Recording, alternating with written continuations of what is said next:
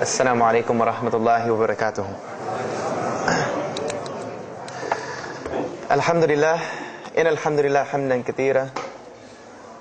Wassalatu wassalamu ala Rasulullah wa ala alihi wa sahbihi ajma'in. Ashhadu an la ilaha illallah wahdahu la sharika lah. Wa ashhadu anna Muhammadan abduhu wa rasuluhu wa khataman nabiyyin wa rahmatul lil alamin. Wa da'iyan ila Allah bi idnihi wa sirajan munira, amma ba'd. I'm going to tell you tonight about my journey from where I once was as a former Christian youth minister to how I got to where I am now. There's a lot of bumps in the road. You know, it seems pretty clear. Yeah, you're a minister and now you're a Muslim. You know, but there's a little bit more to it, inshallah. So just bear with me, and hopefully you'll get something out of it. Because the point is, at the end, is I want you to get the message behind the story. Because if I was traveling around the country just to tell my story, then I would be wasting time. It's on YouTube. Anyone can go get it from anywhere in the world. So inshallah, we're going to begin at the beginning. I was born and raised in Greenville, South Carolina. I was born and raised in Greenville, South Carolina. And I was raised by my grandparents, because at a very early age my mother had stepped out and my father was working 2 jobs. So it was me and my grandparents. And my grandparents were the traditional, conservative, Southern Christian folk, as they say. They were they were very, very conservative in their ideals and their ideologies, in their ways. You know, as you hear about, people being set in their ways, that was my grandparents. Like we did it this way, and this is the way you did it every single day, and that was it.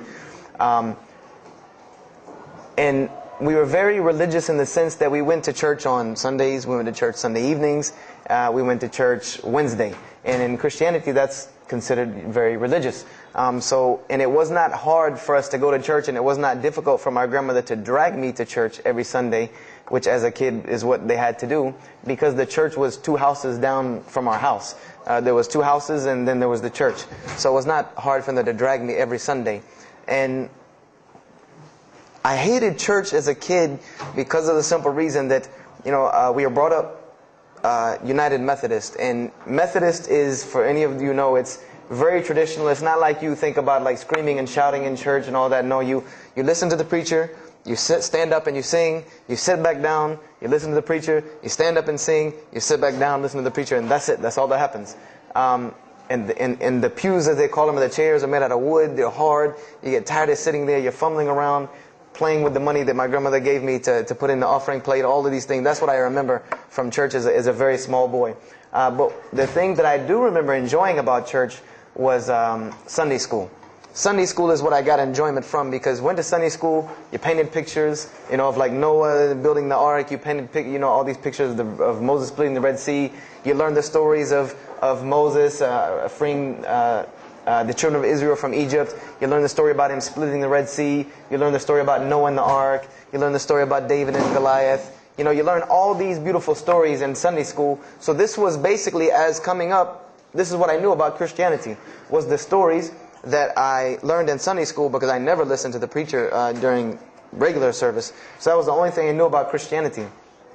So coming up, this was how it was. It was just the norm. And the conservatism in my house, just to give you an example, and about the level of conservatism, is, let's talk about gender issues. Let's say when I became 12, 13, 14, and I started to actually, notice females, and I actually didn't think they had diseases and wanted to run away from them every time I saw them.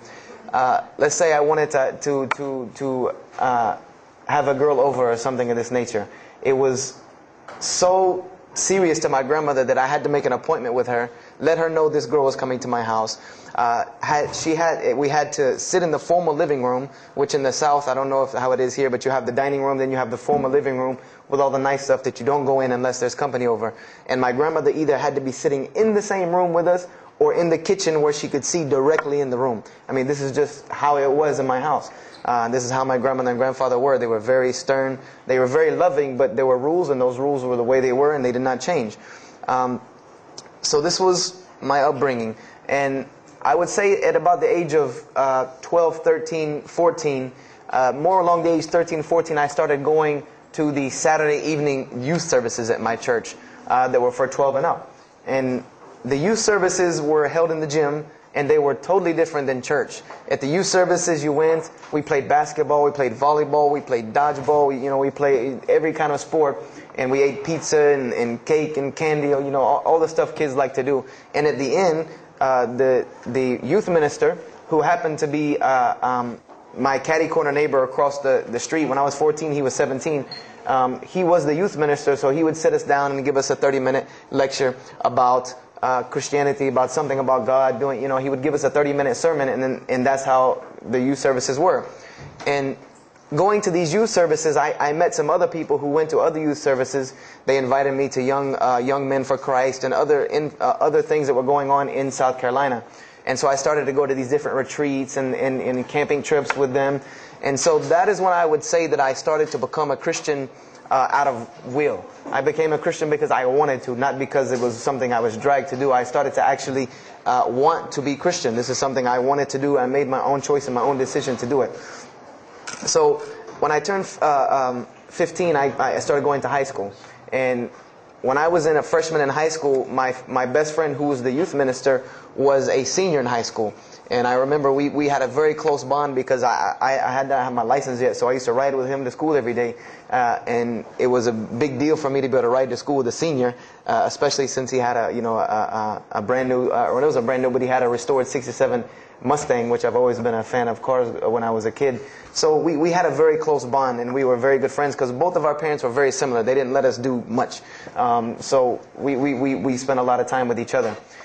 And when I became a sophomore, he graduated and started to attend Bob Jones University. I don't know if that rings a bell with anyone, but Bob Jones University is a very prestigious conservative Christian college in South Carolina. It's probably the most conservative college I've ever seen. Because the Moody Institute is known as one of the most famous in this country, it's in Chicago. But Bob Jones is conservative to the point to where when it comes to men and women, like men and women are not allowed to get caught talking to each other in a room alone if they're not married, holding hands on campus. The men had to wear button-up shirts or polo shirts tucked in with slacks or jeans. The women had to wear skirts. No jeans, skirts that came down to the ankle, and a shirt that came to the wrist. And this was part of the guidelines for Bob Jones University. You didn't party, you didn't drink, there was none of this that happened at Bob Jones University. And he started going there, and his major was textual criticism. And textual criticism probably doesn't ring a bell with anyone, and to explain it in detail would probably take another entire lecture. But just to give you a brief synopsis of what is textual criticism. A textual critic takes the ancient manuscripts of the Bible, the pieces of parchment that were found all over the world, and he has to learn Hebrew, Greek, Aramaic, Latin, these languages that these parchments have been found in. And he has to take these scriptures and try to find out where they came from, why there are variations in the many different versions of the same parchment. Let's say you have Matthew chapter 1 from the Bible. There might be 5,000 different variant readings of Matthew chapter 1 in 6 languages. And so he has to be able to take all these and sift through them, try to find out why there's so many variations of the readings, and then determine which one is the original. And that's not as easy a task as it seems. You could figure, which whenever the oldest is probably a more original, which is not the case since there are no originals. You might have one parchment that is the oldest parchment of the group, but it might be a copy of a copy of a copy of a copy of a copy of a copy laden with mistakes. And then you might have the newest parchment in the series that might be a once over copy from an original, or a twice over second copy from an original. Therefore, it would make the newer parchment more original than the older one. So it's not a very easy field to go into. And he started studying textual criticism, and being that I was his best friend, I started studying textual criticism. Whenever he was, doing his homework or research papers, I was right there with him. Whenever he did a homework, he would always let me read it. Or when he finished his papers, he would give them to me. He would pass down all of his papers to me. Every textbook, when he was done with it, he would give it to me. I started to learn a little bit of Greek, a little bit of Hebrew. So I became, started to become a layman's textual critic, and I applied to Bob Jones University in my sophomore year because it was a 3-year waiting process for Bob Jones. And when I turned 16, almost 17, my friend came to me one day and he asked me a question that I had never really even pondered upon. He asked me, he said, "Have you ever read the Bible?" And I said, no, in church. I mean, yeah, we've all read the Bible in church. You know, your parents make you open it up and look at it. And at the Bible studies that I went to, Young Men for Christ, we did have Bible studies, and we'd read a few passages and talk for 2 hours about those few passages. But he's like, no, have you ever read it? You know, like you read a book beginning to end. I said, no, I don't know anybody that's read, nobody that I knew had ever read it, beginning Genesis 1:1 to the end. He said, but this is the inerrant Word of God, as we are taught. This is our instructions on earth. Why haven't we read it? You know, why have we not read this book? And I said, you know, that's a very good question. And he gave me a challenge. Well, it was basically a challenge for us both. He said, let us start with Genesis 1:1 and let's read the Bible and let's see what God says to us. Because this is the inerrant Word of God, inspired to men, for instructions for us. So let us see what God says to us. If God can talk to the preacher through this book, why can't He talk to me? I said, you're right. I said, that's very good. I had a lot of time on my hands. I wasn't really allowed to do much anyway after school. So I said, why not? Let's read the Bible. I was somewhat nerdy as a 14, 15-year-old, 16-year-old. So we started to read the Bible. And we decided to go from Genesis 1:1. And what we tried to do, this was the attempt that we made, was to not think of anything that we'd ever heard about Christianity, but to open the Bible and let's say I just found this book in the desert and read it and see what it says to me. Let it talk to us. So we started Genesis 1:1 and we started reading through the Bible. You know, we did some of it together and most of it I did by myself because I'm a very, very quick reader, so I decided to read a lot on my own. And as I was reading through the Bible, I started to notice the stories that I had heard in Sunday school. You know, you start reading Genesis, you read about Adam and Eve, we all know that story. You started reading about Deuteronomy, Exodus, you know, the stories of Moses, the story of Noah, the story of Lot and Abraham, and all these stories that I know. But I was surprisingly and astonishingly shocked by some of the stories that I read about these same people that I learned about in Sunday school. Just for instance, and this is a big testament to why Allah kept sending us prophets and why Islam was sent as a complete and perfected deen with the Quran. If you read about Noah in the Bible, there is the story about Noah saving humanity from the flood with an ark and all of that. There is this in the Bible. There's another aspect to the story of Noah that not many people know about unless they actually take time to open a Bible. This will not be preached from any pulpit anywhere. Is that the Bible says that Noah was an alcoholic. This is the Bible's portrayal of Noah, or Nuh alayhi salam, that he was an alcoholic, he was a drunkard. This is the word used in the Bible, that he was a man given to alcohol. And I'm a psychology major, and my field of specialty is mental illnesses, and alcoholism is one of those, is a mental illness. And I know from seeing alcoholism's effect on one of my close friends' parents, I know that someone who is truly addicted to alcohol, and if Noah lived for so long addicted to alcohol, he was seriously addicted to alcohol. It is hard for someone addicted to alcohol to hold down a 9-to-5 job working at McDonald's flipping hamburgers, much less construct an ark to save humanity from a flood that's never happened. So that stopped me for a moment in my tracks, and I said, Noah was an alcoholic, you know, and it bothered me for a minute because I said, you know, things started popping in my mind like, if Noah was a drunkard, how did he know God was talking to him? Because, you know, I've seen some people, they're alcoholics, you know, you were just asleep in my dog's food bowl the other night drooling, and now you're telling me you were talking to God last night. You know, you know, to rationally, that would not make sense to me. That's like, you know, an alcoholic on the street coming to you and tell you God's talking to him. You know, he has no, this would give this man no validity. This man has no validity with anyone. So I didn't pay it too much attention. It caught me, but I said, you know what? I'm going to keep going, because there's one thing that you don't do in Christianity, and I'll tell you what it is in a minute when I started doing it. Then I came across the story of Lot, or Lut alayhi salam. And we all know the story of Sodom and Gomorrah in these stories, but there's another very twisted story in the Bible about Lot and his daughters. There's a story of Lot and his daughters in the Bible that says his daughters got him drunk one night and seduced him and committed incest with him. A'udhu billah. This is the Bible. This is one of the Bible portrayals of the prophets of God. The person who saved his family from Sodom and Gomorrah.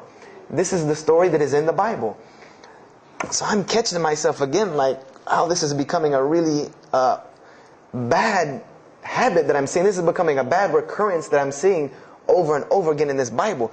So, after that I started, speeding through some of the other mumbo jumbo to get to more of these prophet stories. And I got to the story, there are others, and there are some stories in the Bible that are not PG rated, period. They're not rated for talking anywhere. You would need an 18 and up ID card to be able for me to even tell you these stories. So the one that intrigued me, that caught my attention the most, was of my most beloved story in the Bible, and that was of David and Goliath. That was my most intriguing story to me, because not only was, it said that in the Bible that David was a very small man and Goliath was a very big man, and that was appealing to me because I've always been very short, and as a kid I was really short. So, I said this was a very beautiful story to me, just in its prose and in its concept of overcoming. And so I started to read about David. And there are very beautiful stories about David in the Bible. There are indeed. But there is one story about David in the Bible that shocked me to my core.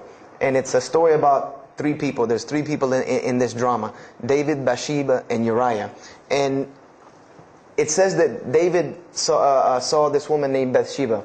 And she was one of the most beautiful women of her time.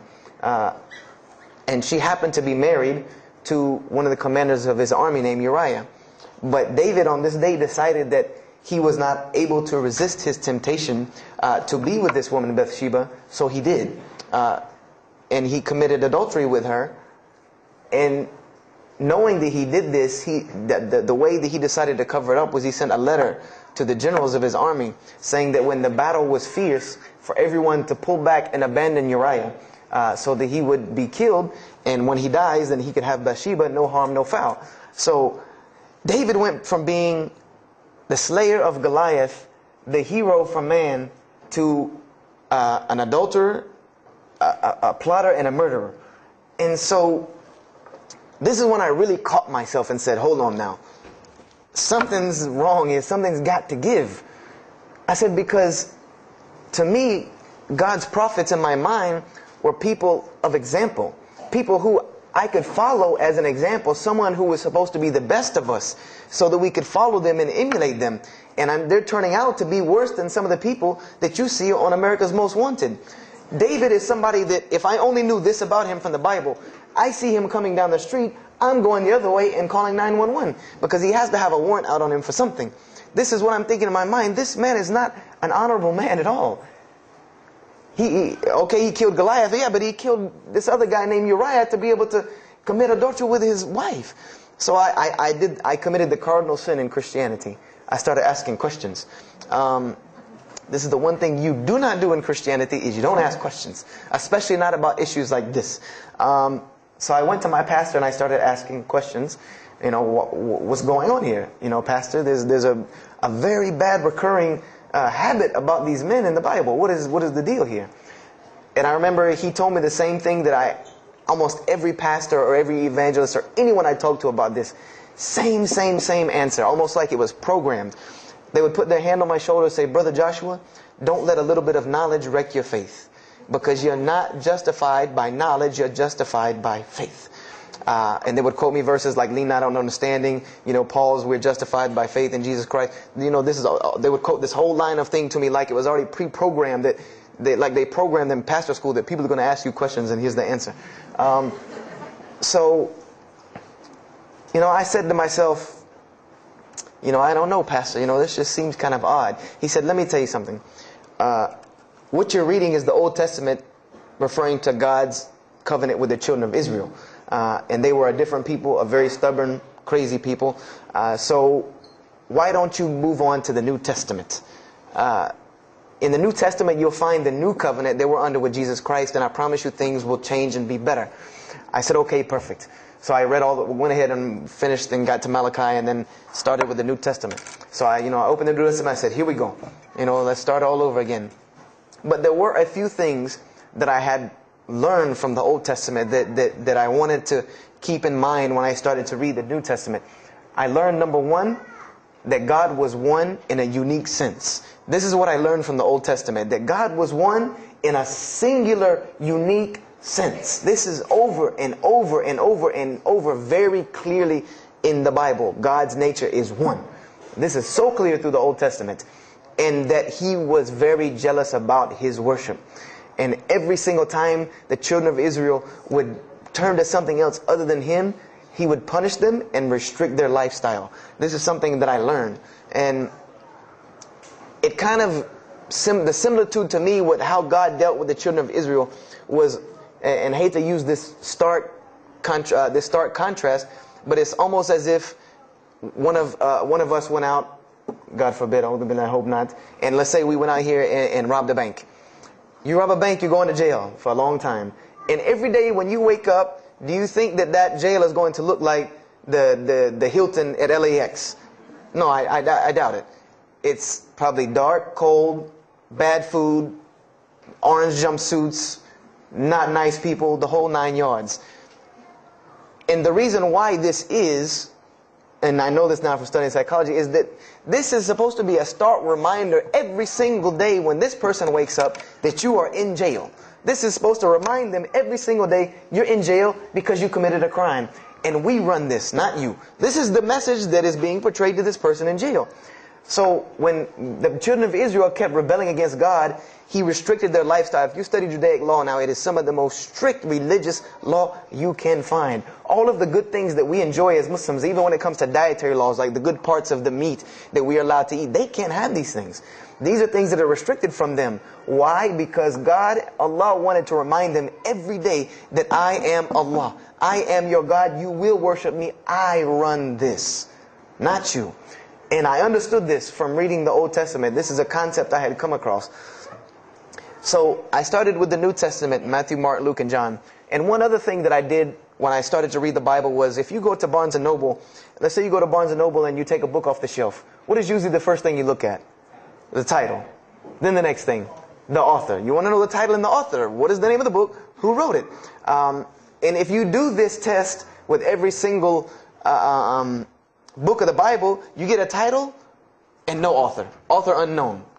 Or author is appears to be so-and-so. Or we derive that so-and-so possibly written this. Like let's just say for Exodus, they say Moses wrote Exodus. Which if you read some of Exodus, he couldn't have written all of Exodus because the last part of Exodus is Moses' death, burial, and Joshua taking over the children of Israel. And now, unless Moses was a sure indeed prophet that was able to write things after he died, then he did not write these things. And so when you go to Matthew, Mark, Luke, and John, I wanted to know Matthew who, Mark who, Luke who, John who, because it's called the Gospel according to Matthew.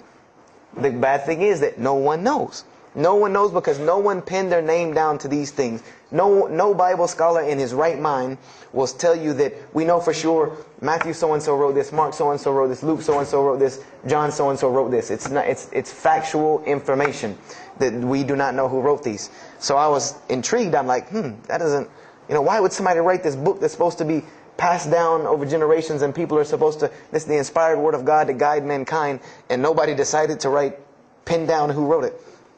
But anyway, I started to read it, and I started to notice things about the teachings of Jesus Christ. And they were not what I had learned in church.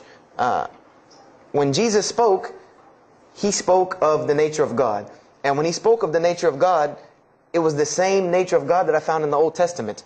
Jesus said many times that God is one. God is unique. He would even quote from the Hebrew Scriptures. Hear, O Israel, the Lord your God is but one.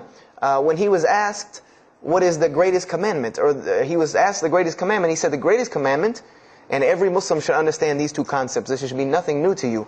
The greatest commandment is to love the Lord your God with all your heart, with all your might, with all your strength, and then to love your neighbor as you love yourself. He said the rest hang on these two, which we know in Islam we have rights of the Creator and rights of the creation. So this was the concept that He was teaching. And he even said in 1 John 5:17, and this was more clear to me than anything else can be. This is life eternal, that they may know you, the only true God, and Jesus Christ, whom you have sent. And when you look at that in the Greek and the Aramaic, it is almost exactly to a T of La ilaha illallah Muhammad Rasulullah. Now that I know Arabic and have understood that, very same similar statements. Yes, indeed, there were some implicit statements about that you could implicitly, if you took them and separated them from everything else, you could maybe derive that Jesus was trying to claim some divinity or something for himself. But I also know from doing psychology, and I did a little bit of law too, that an implicit statement cannot override an explicit statement. An explicit statement always takes precedence. So if Jesus said God is one, and he allegorically may have alluded to God being more than one, then the clear statement overrides that each and every single time. So this is what I found through the New Testament. And I also found that Jesus taught salvation. But his salvation that he taught was obeying God and following the commandments. This was his mode of salvation. One man asked him, "Good master, tell me how I can inherit the eternal life." He said, "Follow the commandments." Follow the commandments. He even, in Matthew, was so sincere about it. He said, "Whosoever shall follow the least of these commandments and teach men to do so shall be called the greatest in the kingdom of heaven. But whosoever shall break the least of these commandments and teach men to do so shall be called the least in the kingdom of heaven." So this I understood very clearly, that Jesus taught the same nature of God that was in the Old Testament. He taught that the salvation lied in worshiping God and following the commandments. This I understood. Matthew, Mark, Luke, and John were very clear about this. You know, there were other things, the only begotten Son, you know, but these things were not in red letter, so I did not give them as much weight as what I did to the actual words that Jesus Christ was saying out of his own mouth. So I read Matthew, Mark, Luke, and John. All of it was saying the same to me. I said, and I was thinking to myself, this is not what I was taught about Christianity. You know, you're taught that God is 1 in 3, 3 in 1. You know, 1, 1, 1 equals 3. You know, Father, Son, Holy Spirit. Jesus died on your cross to forgive your sin. You know, and there was another thing that I noticed from the Old Testament, and this is a beautiful lesson to Muslims, because you're asked this all the time, especially when it comes to dawah. And I never put 2 and 2 together until I learned Islam and then read the Bible one more time. Is I wanted to know why the Jews wanted to crucify Jesus so bad.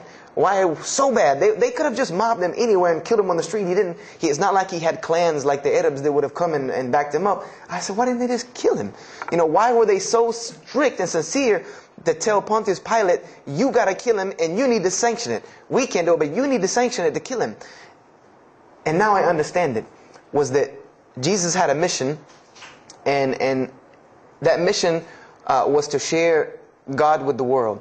And Paul even kind of tells on himself in his book of Galatians as to why Jesus was meant to be crucified, or the Jews wanted to crucify him. Paul said that the crucifixion is the stumbling block for the Jews. And he explained in Galatians that Jesus Christ, and this is how he tried to roundabout explain it, was cursed for us, to remove us from the curse of Allah by taking this curse upon us. For it is written, and he quoted the Old Testament, everything that hangeth on a tree is cursed. So I went back and studied the Old Testament and Judaic law, and I realized that people who were crucified, that was considered a curse upon them. You had to do something pretty serious to get crucifixion, because it was considered a curse from God. It was part of their law that when someone is crucified, that person is cursed.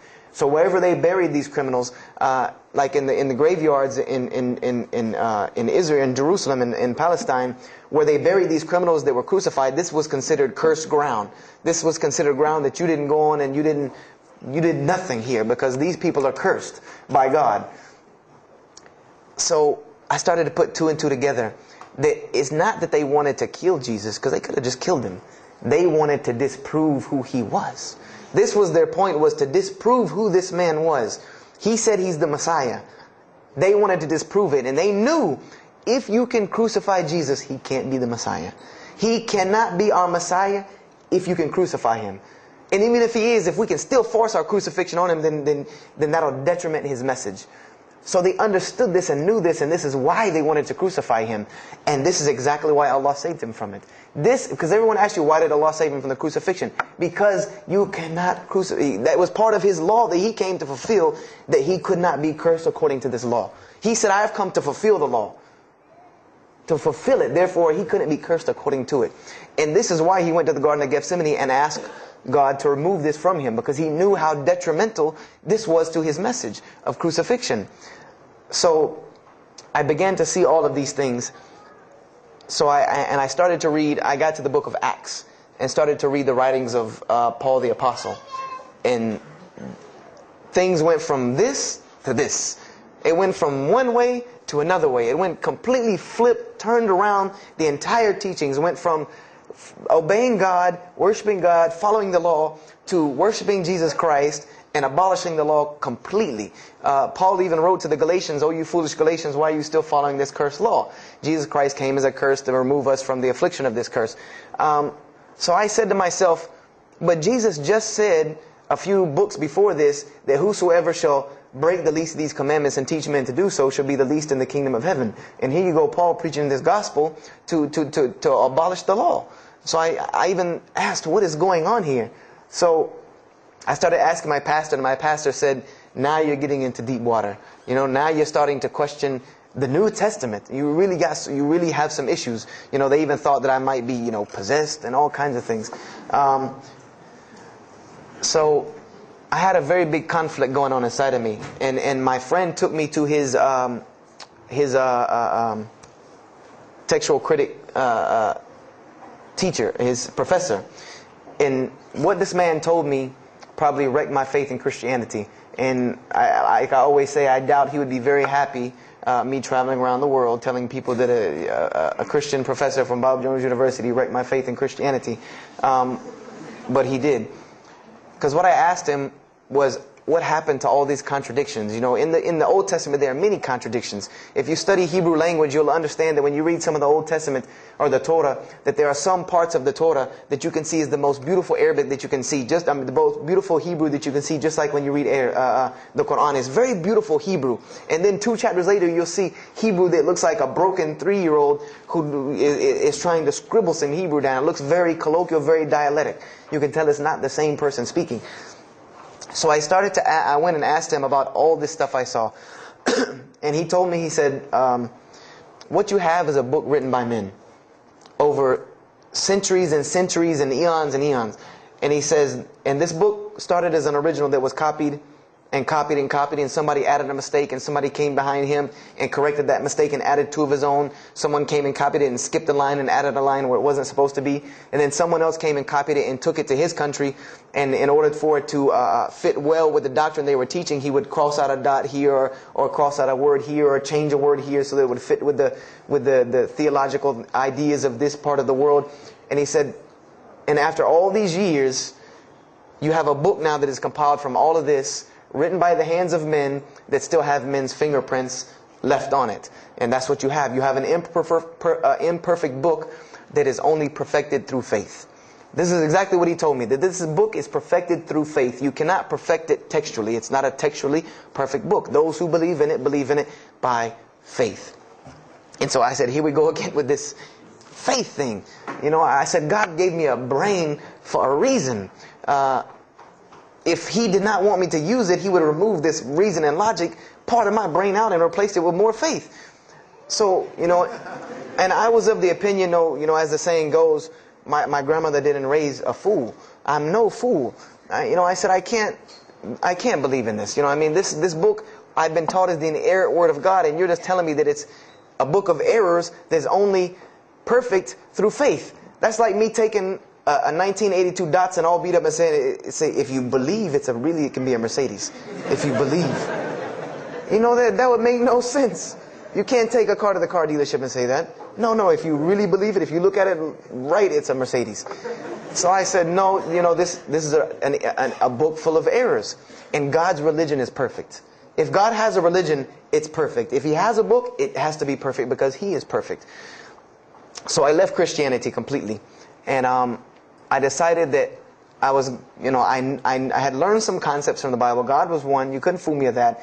I had also concepted that there should be nobody standing between me and God, because He created me without permission from anyone. Therefore, I don't need to be taking permission from someone to go to Him. If I had to be forgiven for something, it should come from Him, because on the day of judgment, it's going to be me and Him alone. And I didn't know about God's prophets yet. I had my doubts and persuasions about that. So I decided to start searching other religions. I went back to Judaism. I studied Judaism. I found the same thing that Jesus taught about two spiritual Jews that leave the law, and Jews that were so caught up in the law that they left no room for spirituality.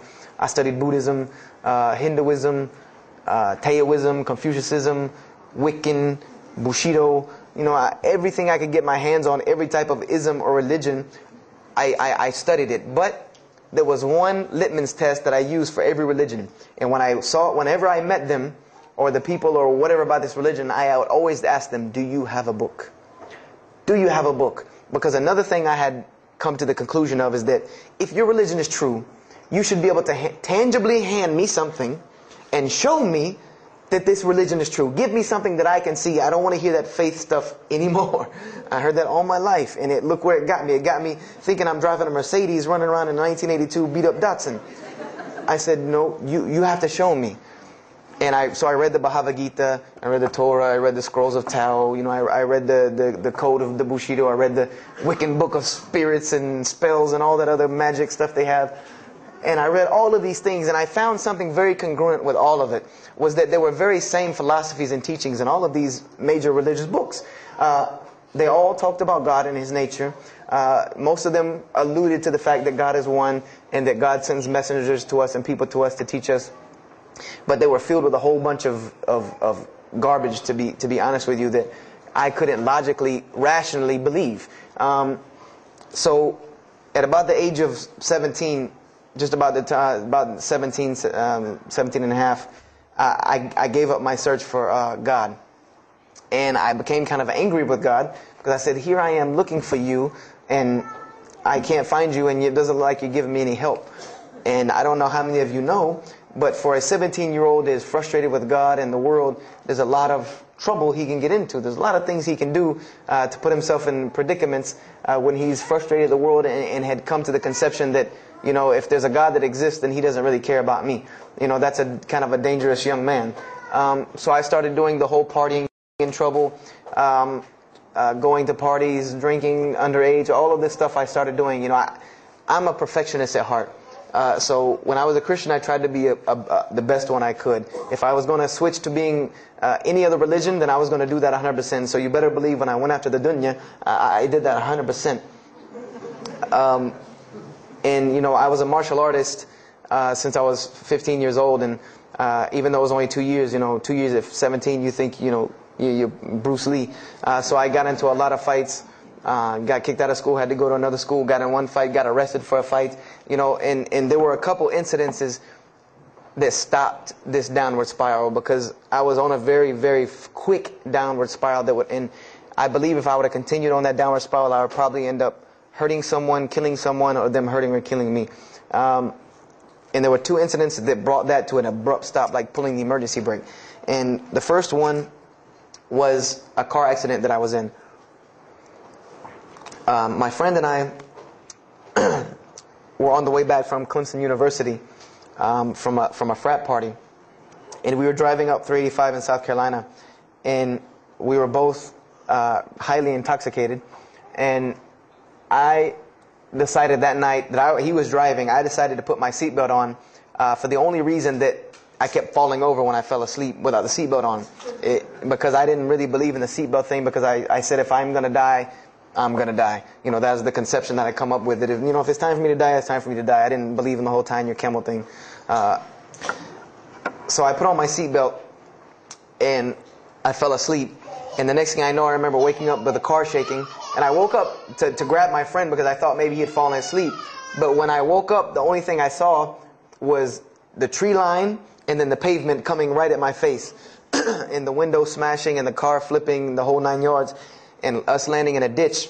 And I remember getting out of the car. That was the first thing I thought. you know, number one, I couldn't believe that, you know, you don't really think about, oh, you're alive. No, you just move. I jumped out of the car and realized that I had jumped out of the back of the car that wasn't there anymore. It was still in the median on the other side of the highway, and the front part of the car was over in the ditch. And I drug my friend out, who was knocked unconscious, and pulled him over to the side of the road. I had no injuries. I looked at myself trying to find what's missing, and there was nothing but a piece of glass stuck in my arm that I pulled out. And it just so happened that a state trooper was passing the other way, because he turned around and came back. And when he came back, he asked what had happened. And the first thing he asked me was, did you see what happened? Because there was other people who would pull over, so I guess he thought that I was a bystander, because I started to walk towards him. He's like, did you see what happened? You know, where are the people? I said, yeah, I really saw what happened. I was in the car. You know, and he was like, you know, as they say, like the color drained out of his face, because he was shocked. He said, how were you in that car? You know, and of course they took it to the hospital. My friend got arrested, DUI. But before he put us in the ambulance, he was a man of God, because he looked at me and he told me, he said, young man, you better realize that you're on this earth tonight for a purpose. The only reason you're still alive is that God has a purpose for you. If not, you don't live through things like that. People without purpose, if you didn't have a purpose, then this night would have been your night. So you need to realize that. I said, this old man's out of his mind. You know, if God had been looking for me, he had the opportunity to get me a long time ago. So don't tell me about that God stuff now. So I paid it no attention. And about a month later, 3-4 weeks later, my friend and I, same two, he's on crutches still, we decided to go to New York City. We decided to just take off, drive to New York City. We didn't tell our parents where we were going. I said I was sleeping in his house. He said he was sleeping in my house for the weekend. So we drove to New York. And in New York, I remember going to the ATM to get some money. And in New York, they have these ATMs where you have to go in the little glass room to get your money at ATM. I don't know if they have that here or if any of you have been to New York. Now, alhamdulillah, you have to put your bank card in to go in there. But in 97, it was not like this. You went in, and it was almost like the game Mousetrap, because you go in, take out your money, criminal comes right in behind you. There's nowhere for you to go. You know, there's nowhere to run. So I went in, I took my money out of the ATM, and I heard the door open behind me. You know, so I turned around. You know, I thought somebody was coming in behind me, and there was a man who put a gun to my face. And he must have really, really, really, really needed this money, because he didn't ask me anything. He didn't say a single word. I just remember looking at the gun in my face and him pulling the trigger. And it was a revolver. And to this day, I'll never forget that image in my head of seeing that little spindle turn and hearing that very distinct click of a revolver. And it probably could have been like a 32 snub-nosed gun like this, but when it was in my face, it looked like one of those like cannons that you see on the movies. And I remember when he pulled the trigger, I didn't think anything. You don't think anything. It just blank. You just go into this like shock of blankness. And then a couple seconds later, thankfully I had been doing martial arts. That might have helped me overcome the fight or flight syndrome, because all I could think was, go! You know, like myself kicking myself, like, what are you doing? Go! So I bum rushed him. We went flying. He went flying. Money went flying. Gun went flying. And I took off and went to the hotel and didn't say anything to anybody. We went back to South Carolina the next day. And I didn't say anything because we weren't supposed to be in New York. My grandfather would have killed me. If that guy didn't kill me, my grandfather would have took care of it. So I didn't say anything until about a month or two later. You know, I kept having nightmares about this same incident. I kept having night terrors from this incident. And so I told my grandmother about it. And she told me the same thing that the officer had told me. She said, you know, you have to realize that God has a purpose for your life. You're here for a reason. People don't go through the things that you've been through and still walking on this earth without a reason, and you're pushing the limit. This is what she told me. You're pushing the limit, really. God has something for you, and He wants you to get it, but you're pushing it. And she didn't tell me to go back to Christianity and study my Bible. The only thing she told me was that God hasn't gone anywhere. You just have not looked in the right place yet. And so I decided to put myself back together. You know, the car wreck, the gun thing, the getting arrested for fighting, like all of that, like really made me stop really quick and think, that I need to get my stuff together. So I became an agnostic, someone who I believed in God with no form of religion. I prayed to God on the floor on my hands and knees, because this is how all the books of God, this is how the Bible, the Torah, the New Testament, the Bhagavad Gita, all of these scriptures that I ever read, they said that this is how the men of God prayed. And it was during this time that I did read one book about Islam in the public library, because I had never heard of Islam ever. But I remember I was looking in the religious section in the library at school, and there was a book about Islam, and or it was in the library, the public library, and I remember it was some title like "Why I'm Not a Muslim," or some, one of these titles that was propagandistic against Islam, but I had no idea. So I just took the book and I read it, and I remember it said that Muslims, Moslems, and any of you knowing Arabic knows that's a very derogatory word. A Muslim is someone who oppresses someone else. That's a very quick sleight of the pen that was used in the past for a very real purpose.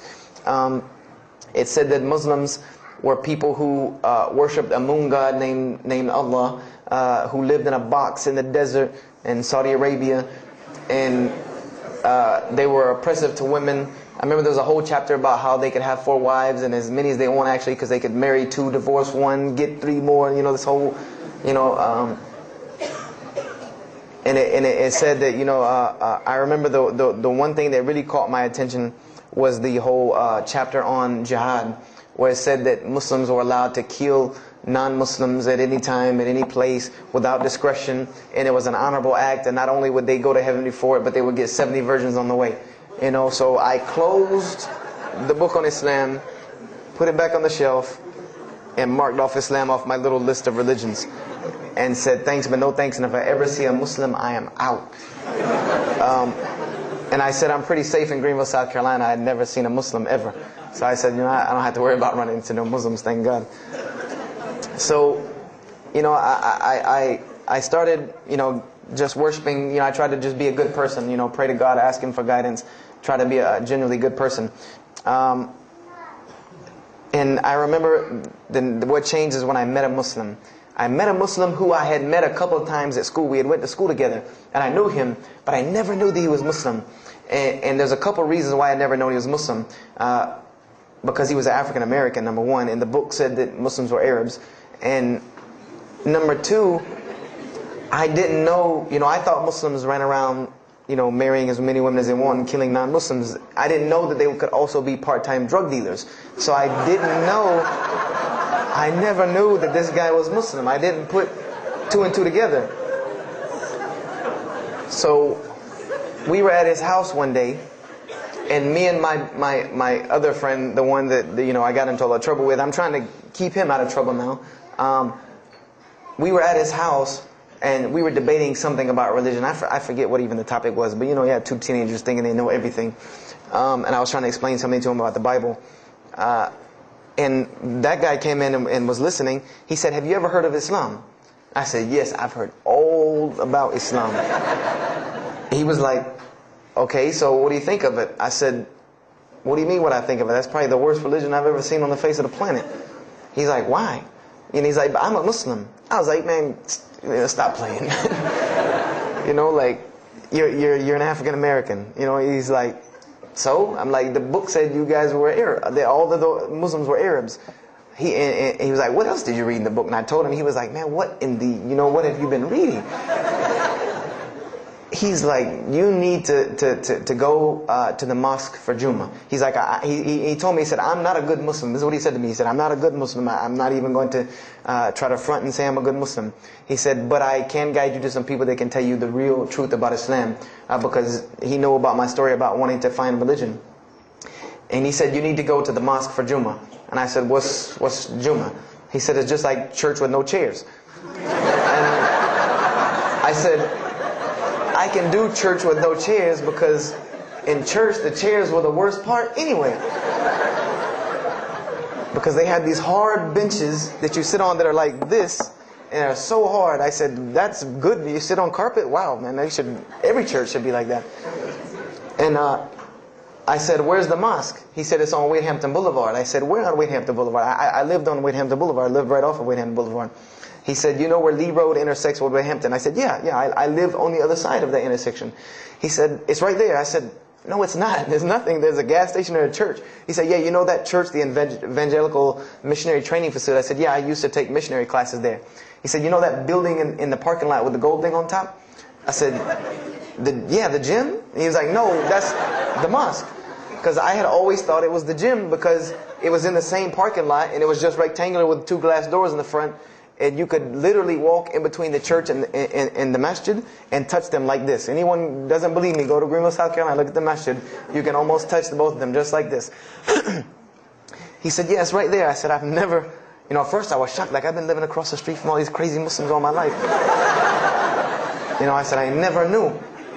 And he told me to go to Jummah, and I asked him what time. He said he would meet me there at 1 o'clock in the afternoon on Friday. So I said, okay. I went on Friday. And I'm waiting outside for him. I'm not going inside. That's not happening. And I'm seeing all these people going in. And at this time, it was a predominantly Indo-Paki Arab masjid. Anyone who went in was not American, period. And I did not see even one African American going there. And I did see one. And then when he went in, I heard him talking in a dialect that I realized he was probably from Africa. So I said, he's not American. So I'm not going, I'm waiting, and I'm standing outside sitting on the church steps, and the imam pulls up and parks right in front of me, who I had no idea he was the imam. But he got out and he asked me, am I waiting for someone, this, that, and the other? And I explained to him. He said, oh yeah, we know this brother. You don't see him that much, but we know who he is.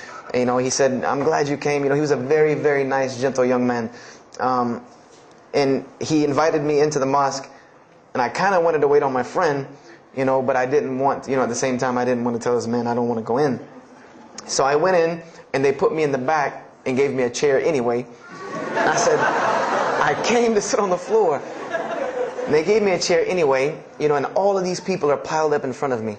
And there's no Americans here. And I'm starting to wonder, if this is a setup, because it's starting to smell like a setup to me. Because in my mind, I'm like, you've been set up before, and this seems kind of like this. So, and I'm starting to think in my head, scenarios, a young mind at play. I said, this other guy, my friend, he probably was in the same situation like me, and he probably made a deal with them to get out as long as he brought other Americans and tricked them into coming to the mosque so they could do their jihad after Jummah and get their 70 virgins. So I'm sitting here, and there's all these people in front of me, and then there's a curtain with all these people behind me making noise, and I have no idea who's back here. So I'm stuck in the middle of this. I hear that it's some women, but I don't, there's a curtain. I have no idea. So I'm like, there's something very odd about what's going on right here. I'm like, just let me make it. I'm starting to look for the exit. I'm like, calculating how many people are between me and the exit. I know some martial arts, so I said I'm going to hit a couple of them, and I'm out. And then the imam came, and I just now realized that he was the imam because he got up on the minbar, and they started to call the adhan. And, I said, okay, that man seemed nice. He seemed genuinely nice. So I felt a little more comfort. And then he got up after the adhan, and he started his khutbah. Inna alhamdulillah nahmaruhu wa I said, oh my God. I said, I bet you he's talking about me. And he's being forceful. He was getting loud and banging on the minbar, and he's pointing in my direction. I'm like, oh man, I got to get out of here really quick, I said, well, I'm going to take my chances with the women behind me. I'm going through the curtain. And then he started to, when he got done with his Arabic tirade, he started to explain it. That verily all praise belongs to Allah alone, or God alone. In Him do we worship, in Him do we seek help and assistance. We seek refuge with Him from the evil that lies. He explained what he said in Arabic, and it sounded to me so beautiful. It was very, very beautifully prosed, what he said, and I wanted to know where he got that. I said, where did he get that? Because it was only about God and about the nature of ourselves. All of us should know that the beginning of the khutbah, and he quoted the 3 verses from the Quran. O you who believe, fear God as He should be feared and do not die, and instead of a state of submission to Islam. He was a very wise man because he translated everything. It was almost as if he knew I was there and translated everything for me. I remember to this day what the khutbah was about. And I don't know if he did it because I was there, or if that was his already planned khutbah, but it's almost as if it was meant for me. The khutbah was that, the title of it was that the forgiveness of Allah is open to anyone at any time, at any place, no matter what, unless they have committed shirk. And the prose of the khutbah was a very long hadith. A very long hadith that some of you will know. And just to make it short, it was the hadith where the Rasulullah ﷺ met Angel Gabriel, or Angel Jibreel, and Angel Jibreel was telling them to tell him that if the Muslims commit this certain sin, to tell them that Allah would forgive them. And every time he would tell the Muslims, they would say, okay, well then what about this sin? And he would go back and meet with Angel Jibreel, and he would go back and come back and say, tell them that Allah will forgive him for that. And this discourse happened, for many different sins. And then finally Angel Jibreel alayhi salam said, tell them that Allah has said, no matter what they do, even if their sins are compiled, like the oceans are from the east to the west, as long as they have not associated a partner with Allah, tell them that Allah will forgive them.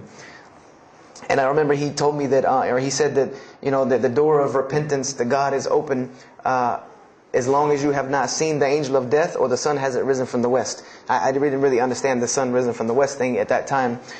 But, and he said that, God's forgiveness has to come from God alone.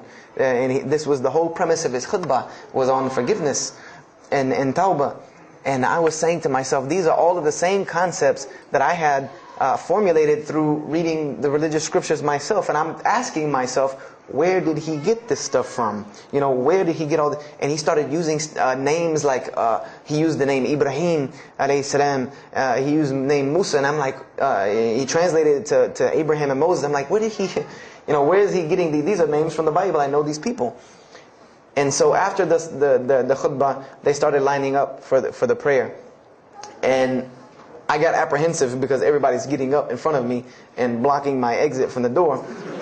And so I guess one guy in the back saw me, and because I had to move back a little bit, he said, we're about to pray. And I said, pray to who? And he said, to God. I said, which one? And he said, the one that created the heavens and earth. The same one that's in the Bible, the only creator of the heavens and earth, the only God. I said, yes, I know him. And so the Imam started to pray, and when he recited the Quran, I know it sounded very intriguing. I had no idea what it was. But then when I saw Muslims bow and prostrate on the floor, verses and verses of every religious book that I had ever read started ringing off in my head, that this was the way men of God prayed. And the first thing that I could think of in my mind was, this is worship. That's what I said to myself. This is not prayer, because prayers are asking God for something. These people are worshiping God. So I said to myself that you've written this religion off way too easily. I thought I was a much more open-minded person than that, and I was ashamed of myself that I had written it off with just one little book. I had put all this studies into the other religions. I read this one thing about Islam and was done. So I went to the Imam after Jummah. He talked to me, and I would have to say that I was probably a little bit rude with him. And I've asked him to forgive me. I saw him a few years later. I said, you got to forgive me for the first time you saw me. Because he started telling me, would you like to know a little bit more about, he had a very heavy accent. He was an Egyptian brother. Would you like to know a little bit more about Islam? He tried to give me some pamphlets. I said, no. I don't want any of this right here. I said, do you have a book? This is what I wanted to know. Do you have a book? Can you give me? He said, yes, we have a book. I said, it's called the Quran. I said, can I read it? Is it in English? Can I read it? He said, sure, you can read it. And then he tried to explain it to me a little bit, how it came by. I said, nah, just give me the book, because the book should speak for itself. So I took the Quran home, and on Friday night I started to read it, because this is a book I had never seen before. And I was very interested. So I went home and I opened the Quran, and I read the Fatiha.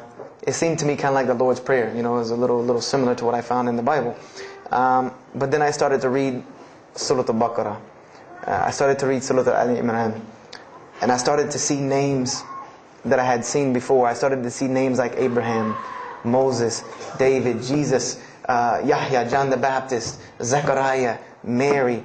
And I said, I know all of these names, but there was something different about these people in this book. The prophets that I found in the Bible were people that were deplorable, of not very good character. These same men in the Quran were someone who were at the highest echelon of moral character and moral fiber. They were someone that was an example to be followed because they lived the message that they preached. Therefore, they were able to be followed and emulated. So, I read all of these chapters and I read the story of Jesus, peace be upon him. Because when I saw the name Jesus first, that really intrigued me. I wanted to see, what does this book have to say about Jesus? And I read the story in Ali Imran, and I read a story in Surah Al-Maryam. And it was more beautiful than anything I had ever read in the New Testament, or any nativity story that I had ever heard. It was more beautiful than that, times 10. I remember the only thing that I could capture in my mind was the miracle of how, because in the Bible you never really figure out the conflict of how Mary gets over this finger pointing at her about her coming with a baby and she's not married. There's no real end to that. There's no real defense for her from this in the New Testament. But the Quran is so explicit and so clear that Jesus' first miracle was to speak from the womb, to speak as a baby and defend the honor of his mother. Something that you cannot deny. Something that you cannot deny about her, who Mary was, when you have this baby speaking on her behalf. So I would say I read the Quran entirely in 3 days. But that first night, after I had made it through Surah Al-Imran, my heart was already given to this book. I didn't know what it meant to be a Muslim. I didn't know how to be a Muslim. I didn't even know what that meant. But I knew that whoever it was that followed this book, I wanted to be like these people. I wanted to be like the people that I read about in this book. These were people I could follow. These were prophets. This was a book of guidance. And this was something that the book is calling and appealing to me. That if you don't believe in this book, you never see that. I've never seen this in any other scripture. The direct challenges that are in the Quran, that if you don't believe this book is true, put it to the test. Put it to the test. And this was something that was so astounding to me, that God is telling you over and over again, if you don't believe this is the truth, test it. Bring me something else like it.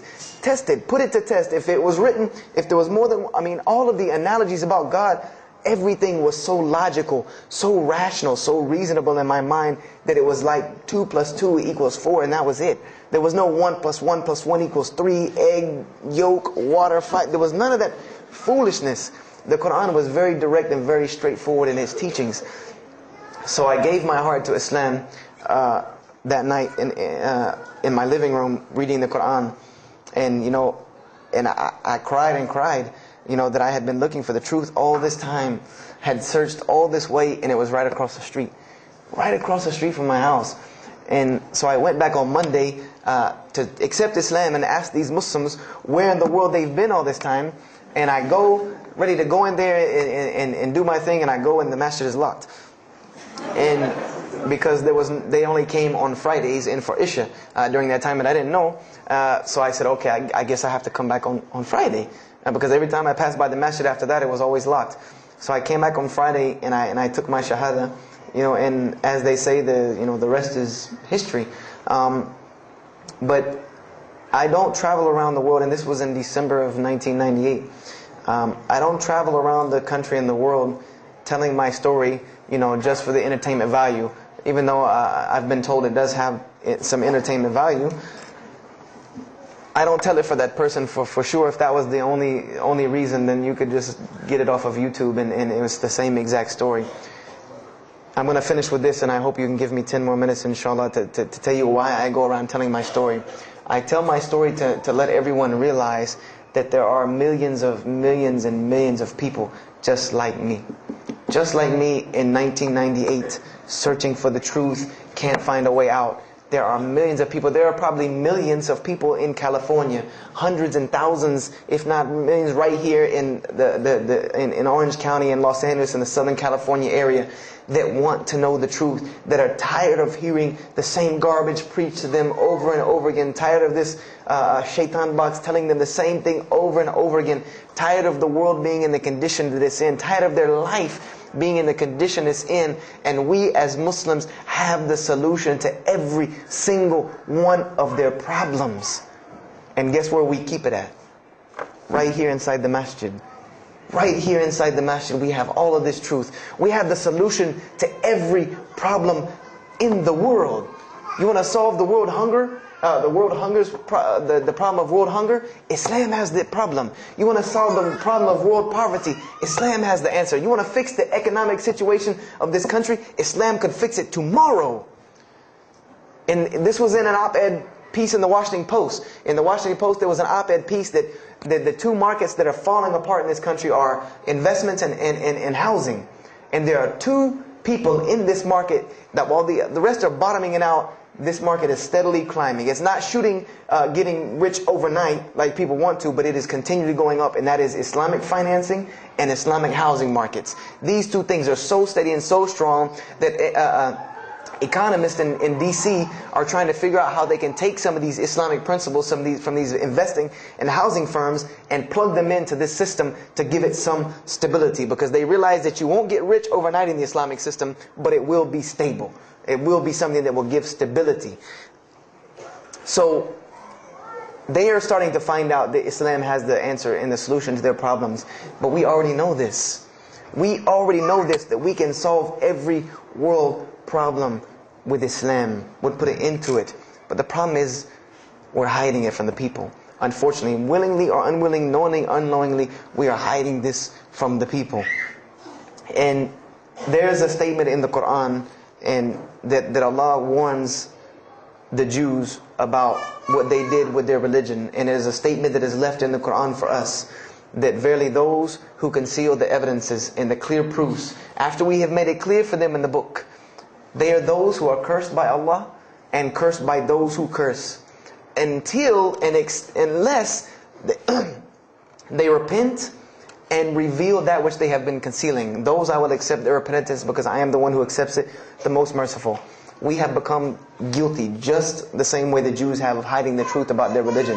When they saw the Prophet Muhammad ﷺ, they knew the truth and wanted to hide it. People, we know the truth about Islam, and we are hiding it. We as Muslims are running around begging Allah for dignity and honor and help, when He has already given it to us in this deen. Everything that a Muslim could ever want has already been given to him in this deen of Islam. Anything that you ask Allah for, there is an account set up for you to go take it out of. You just got to find it where it's at. And any of you, I'm not going to go through the ayahs for they're too long, but if you want to know the solutions to every one of your problems in this world and the hereafter, just go read Surah Al-Saf, ayah 10 through 13. Very, very easy solution. If I had the time, I would read them to you, inshallah. But we have the cure to every disease in the world, and we're not giving it to the people. And I want to use this as a parable, because I really want this to hit home with you. Let's say, what is your name, brother? Abdullah, mashallah. Let's say me and Abdullah are best friends, we're brothers in deen, we're roommates, and we've been roommates for years and years and years. And let's say brother Abdullah has contracts an illness, a disease that is one of the most painful diseases that any human being can ever go through in his life, and it's not something that is going to kill him quick. Let's say this disease is going to suffer and fester with Abdullah and make him not be able to eat, sleep, nothing. He's just miserable all the time. When I come home in the evening, he's rolling around on the floor in pain. And let's say I know him in this condition, and let's say one day I come across the cure for his disease. Someone tells me that if you give this to Abdullah or anyone like him, he will be instantly cured and he will never suffer again. And let's say I take that and put it in my pocket, and I don't give it to Abdullah. Why? Why don't you give it to Abdullah? Well, number one, I'm way too busy. I have 2 jobs, going to school, I have a long commute back and forth, I gotta drive up and down the 405 every day. I don't have time to give Abdullah this medicine, man. If he wants the medicine, he'll go get it himself. I don't have time, I'm really busy. Number 2, I'm not a doctor. I should not be prescribing Abdullah medicine, and I'm not knowledgeable in medicine. He should, if he wants help, he should go see a doctor. I'm not a doctor. Number 3, Abdullah's, please forgive me, but Abdullah's kind of stubborn. He doesn't really listen very well. He probably, he's kind of set in his ways. So even if I tell him this medicine is good for him and it'll cure him, he probably wouldn't even take it anyway. So why waste my time? Do any of these excuses sound familiar? And let's say I don't give this medicine to Abdullah and he dies. And let's say he dies the most painful death that you can ever imagine. I want to ask you a kind of rhetorical question. I want to ask you kind of a rhetorical question. Do you think on the Day of Judgment that Allah is going to call me and Abdullah up and ask him about this incident between me and him because I've oppressed him? I have oppressed him. I've allowed him to suffer knowing that I could ease his suffering. I'm sure Allah is going to ask us about this. But you know the beauty about Islam is that if Abdullah was a good Muslim, bore this disease patiently and died, he dies as a shaheed, inshaAllah. And on the Day of Judgment, this is how beautiful Islam is, that he could very well come before and Allah ask us about this and Brother Abdullah say, you know what? Allah, I forgive him. So you forgive him. This is the beauty of our religion. And Allah will forgive me. But the disease I want to tell you about is the disease that every single non-Muslim walks around with every single day, and they don't even know it. It has no real physical symptoms, and that's the disease of shirk, the disease of being jahl, being ignorant about Allah subhanahu wa ta'ala. Allah gives them life, and they worship someone else. Allah feeds them, and they thank someone else. He created them and fashioned them in the womb of their mother and knows them better than they know themselves. And they have no idea who He is. They don't even know who He is. If that doesn't pain your heart to see a person in this condition, then for sure the hearts have become hardened. Because when I see non-Muslims, especially when I sit in places like airports, I see this disease. I see it on them. I see them walking around with it. And there's so many of them passing me, I think to myself, there's no way I could talk to all of them. There's nothing I can do. And this disease is something that not only is not going to show up as a physical symptom, and is going to leave them ignorant about Allah subhanahu wa ta'ala, but when the day they die, they will die the most physically painful death that anyone can ever suffer. The Rasulullah ﷺ said that when the angel of death comes to the disbeliever, it doesn't come kindly. He yanks the soul through the nose, and it's as if his flesh is torn from his bones. It's as if they take Brother Abdullah and turn him upside down and stuff him in a human paper shredder. This is the death that is waiting for those who do not know Allah subhanahu wa ta'ala. And you know the unfortunate thing? That while you've been sitting here listening to me, thousands of people have died. Thousands of people have lost their life not knowing Allah while I'm talking to you right now. People in this city have lost their life, and there's nothing we can do about them. They're gone. It's too late for them. We can't save them even if we want to. And that's a deplorable, deplorable, sad, sad fact that we can't save them. But there are many, many, many, many who we can save. And that all that takes is us taking this light of Islam we have and showing it to the world. There's a statement in the Bible, and I finish with this. Whether Jesus alayhi salam said this or not doesn't matter, because this statement is one of the most profound statements that has been somewhat of a focus for me in my mission of da'wah. It is said that no one would bring a candle into his home and then place a bucket on top of it, because then no one would benefit from the light. No, if someone would bring a candle in their home, they would set it on the table in the middle of the room so that everyone could benefit from this light. And unfortunately, the Muslims of this generation, we are a bunch of candles with buckets on top of it. No one can see our light. No one can see the beauty of Islam in it. Believe me, if you don't see it, believe me, take it from someone who was once standing on the outside looking through the window at that light. It is one of the most beautiful things you can ever lay your eyes on. It is a treasure to be found of treasures. And everyone else can see this, and they will see this if we show it to them. If we allow Islam to be Islam. If we start becoming Muslims, meaning that the best form of da'wah that you can do to this world is very, very simple. It's not complex. It doesn't take a 10-hour workshop, even though some of the details do. But if you want to know the way, the best way to do da'wah is for Muslims to be Muslims. That's it. Study our history. Study the history of Islam. Why was the world conquered by Islam? Not through military campaigns and wars, but through Muslims being Muslims. The most populated Muslim country, Indonesia, was because of Muslims being Muslims. A few Muslims deciding to get up off their behinds and go to another country and live their life as Muslims, not shaving off their deen to be pleasing to those people, but being Muslims. And when the people asked them and inquired, what is it about you backwards Arabs that we've heard all these crazy things about? Now you come out of the desert with pristine moral and character, and you have better ethics and morals than we do. What is it that's happened to you people? And their answer was, La ilaha illallah, Muhammad Rasulullah. That we believe in Allah and He has sent us a man named Muhammad, and we emulate his lifestyle. That's why we're like this. This is what conquered the world for Islam. This is what conquered people's hearts for Islam. Was the truth and the beauty of it, and its simplicity of its message. This is what brought me, and this is what the world needs. With all of this foolishness going on in the world, this is what it needs, the simplicity of Islam, whether they want to hear it or not. They know it in the bottom of their heart. When you show them the truth, even if they turn away from it, they know it's the right thing. They know it's the truth. And on the Day of Judgment, you can stand before Allah subhanahu wa ta'ala, having washed your hands and saying that I did my job. And I finished just one more thing. I finished with this. If you don't believe this is important, if you don't believe this is one of the most important things you can do as a Muslim, then the last statement of Prophet Muhammad ﷺ to the Muslims as a whole, he gave his farewell sermon. And we know that what his farewell sermon was a summary or a synopsis of what Islam is and its general principles. And he knew this was the last thing he was going to say to the Muslims as a whole. And how did he end this sermon? Those who are here, pass this on to those that are not here. For verily it may be that the last one that hears my message may understand it, and those right here among us. He gave a command to those Muslims to pass it on, and for those Muslims to pass it on, and for those Muslims to pass it on, until there was no one left to hear this message. This was a command he gave, the last command he gave to this ummah as a whole. And then what happened? He pointed his finger to the heavens and said, "O Allah, bear witness that I have indeed conveyed your message." And upon saying this, what happened? Allah revealed the surah, "This day I have perfected for you your deen, and completed my favor for you, and chose for you Islam as your religion." And the last statement that Prophet Muhammad ﷺ gave to us before this was revealed was that we must pass this message on. He gave us that duty. He took that duty that was only reserved for prophets. No one else, no other. If you don't believe me, go read Surah Al-Bayna about what was commanded of the other nations. No other nation was given this opportunity and blessing to pass on this deen except us.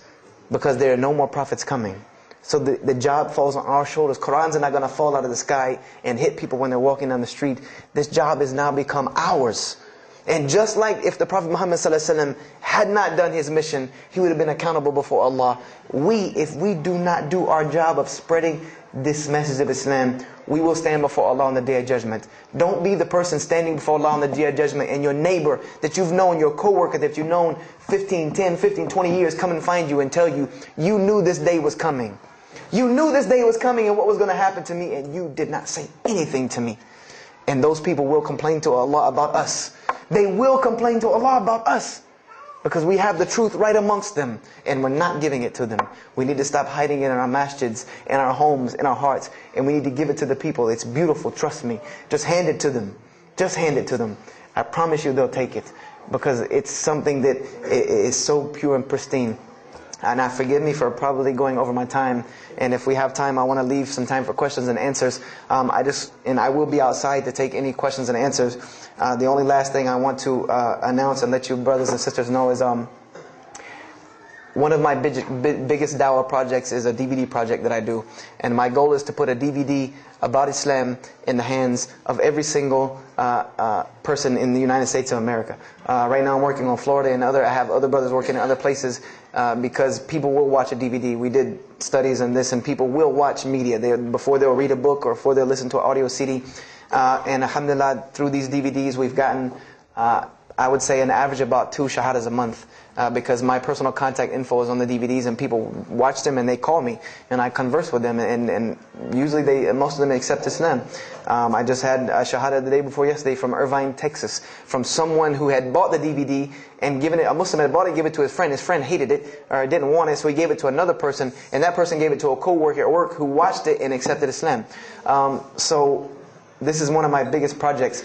And the way this project works is I make 100 DVDs, and I brought 2 of them with me today. I'm going to explain what they are. The way this project works is I make 100 DVDs, and 75 of them go out to different dawah arenas. And the other 25 I make available for Muslims to purchase for 2 reasons: so that they can be, so that I can buy another 100 to make, and so that you can share in this ajr along with me. Because when you purchase a DVD, that makes another DVD, or you give it to a friend, then you share in this ajr with me. And everyone knows that da'wah is the biggest pyramid system because of the hadith Rasulullah sallallahu alaihi wasallam, that one who calls to guidance gets the same reward as the one guided, without that reward being lost from him.